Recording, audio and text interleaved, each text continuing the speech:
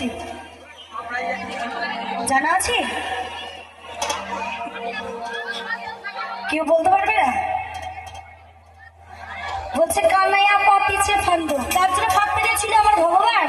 আমাদের জন্য? আমাদের জন্য নয় তো, তাহলে কার জন্য? সেই শ্রীমতী রাধারানীর জন্য, কি তাই তো? এই নাচ হবে না? সবাই মিলে তালে তালে, সবাই মিলে